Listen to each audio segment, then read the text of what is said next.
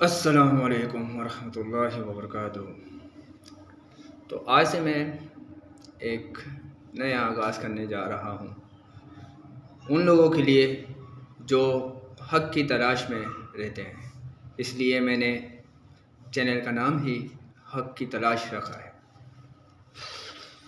لہٰذا آج سے ہم ایک تحریک چلائیں گے جس میں صرف حق اور سچ کی بات ہوگی، چاہے وہ ملک کا وزیر اعظم ہو، چاہے وہ ایک چپراسی ہو، ہم سب کی حق کی بات کہیں گے۔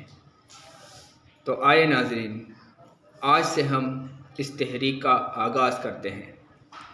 سب سے پہلے ہم آج کی بات کرتے ہیں جو آج کی تاریخ میں چل رہی ہے، وہ ہے ووٹ کس کو کاسٹ کرے۔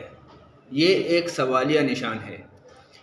1947 کے بعد آج تک جو بھی مرحلہ ہماری زندگی میں آیا، ہم نے اسی کو ووٹ دیا جس کو ہم نے چاہا، یعنی ہمارے نفس نے جس کو چاہا۔ تو آج سے ہم اپنے نفس کو ماریں گے اور اپنے اندر سے ہی حق کو ڈھونڈیں گے کہ جس کو ہم ووٹ دے رہے ہیں، جس کے لیے ہم ووٹ کاسٹ کر رہے ہیں، وہ اس ووٹ کے لائق ہے یا نہیں۔ تو اس پہ ہم پہلے غور کریں گے، اس کے بعد ہم ووٹ کاسٹ کریں گے۔ 8 تاریخ کو ہی ووٹ کاسٹ ہونے والا ہے، تو دیکھیں گے ہم اس میں کہ ہم کس کو کاسٹ کریں۔ تو بھائیو، ملک کی بدترین صورتحال کو دیکھتے ہوئے آج ہم سوچتے ہیں کہ ہم فلاں کو ووٹ کاسٹ کریں۔ تو ووٹ کاسٹ کرنے سے ہمیں فائدہ کیا ہو رہا ہے؟ آج جس سے بھی پوچھو تو وہ کہتا ہے کہ ہم فلاں کو کریں گے، فلاں کو ووٹ دیں گے، فلاں کو ووٹ دیں گے۔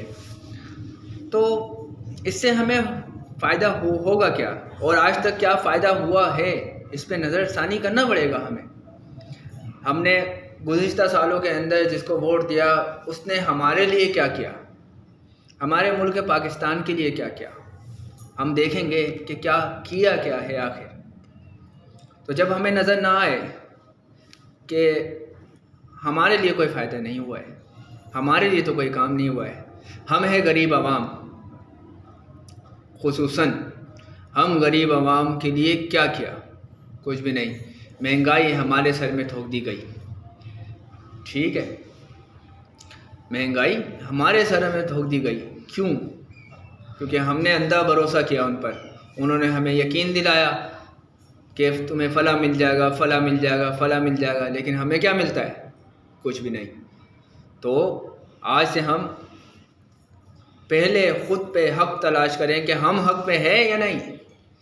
اگر ہم حق پہ ہے تو ہم سامنے والے کو بھی دیکھیں گے وہ حق پہ ہے کہ نہیں، اس حق والے بندے کو ہم ووٹ دیں گے، ٹھیک ہے۔ اور چلو مان لو جو آج تک آپ نے ووٹ دیا ہے، ہم نے ووٹ دیا ہے، ان پہ ایک نظر ثانی ڈالتے ہیں، کیا ہوا؟ کچھ کر لیں گے، کیا کر لیں گے؟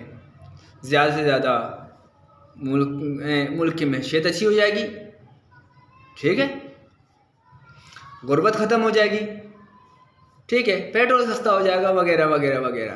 اس کے علاوہ تو اور کچھ بھی نہیں ہو سکتا۔ تو کیوں نہ ہم اس بار کسی دیندار سمجھ رہے ہیں آپ، کسی دیندار علماء اکرام کو ہم اپنا ووٹ کاسٹ کریں تاکہ وہ ایک وقت پر آ کر ملک کا وزیر اعظم بنے اور اس کا اقتدار سنبھالے۔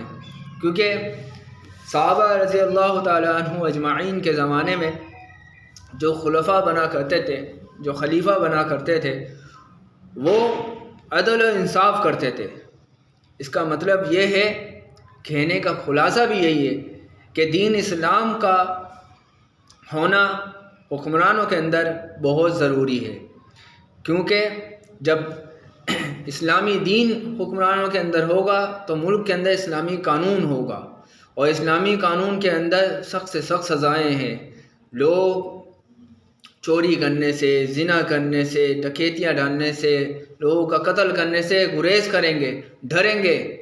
جب ان کی سزائیں وہ سنیں گے، ان کی سزائیں دیکھیں گے، تو دیندار لوگوں کو ہم ووٹ کاسٹ کریں تاکہ ہمارے ملک کے پاکستان کے اندر دین آئے، اسلامی قانون کا نفاذ ہو، اور ہم سکون سے اپنے گھروں میں رہے، کیونکہ جمہوریت کے اندر جو جمہوریت چل چکی ہے اس کے اندر ملک پاکستان کا تو بیڑا غرق ہو چکا، کیونکہ ہر کوئی اپنا ہی پیٹ بھر رہا ہے۔ تو اپنا پیٹ بھرنے کا مطلب یہ نہیں کہ ملک کا پیٹ خالی کر دی جائے، تو ملک کا بھی پیٹ بھرنا بہت ضروری ہے۔ تو جو دنیاوی سوچتے ہیں وہ صرف دنیا کی ہی سوچتے ہیں، ہمیں چاہیے ہمیں دنیا اور آخرت دونوں کی سوچنی چاہیے۔ آج ہم دیندار لوگوں کو ووٹ کاسٹ کریں گے، کل کو انشاءاللہ تعالی وہ ملک کا وزیر اعظم بنتا ہے تو اس میں ہمارا بھی حق ہوگا، ان نیک کاموں میں ہمارا بھی حق ہوگا۔ ہم اگر مر جائیں گے تو ہمارے لیے کم سے کم صدقہ جاریہ تو ہوگا، مرنے کے بعد تو کچھ آرام ملے گا، ہمیں کوئی چین و سکون تو ملے گا۔ تو برائے کرم آج کے بعد سے ہم اپنے لیے یہ عہد کر لیتے ہیں کہ آئندہ آنے والے ووٹ جو کاسٹ کریں گے وہ سارے ووٹ ہم دیندار لوگوں کو ہی دیں گے، کیونکہ ہم نے بے دینوں کو دے کر ملک کا بیڑا غرق تو کر دیا ہے، لیکن آج کے بعد ہم دینداروں کو دیں گے، ان کو موقع دیں گے۔ جب ہم نے اتنے سارے لوگوں کو موقع دیا ہے تو ایک بار دیندار لوگوں کو موقع دینے میں کیا ہے؟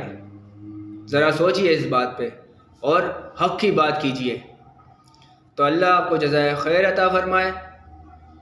السلام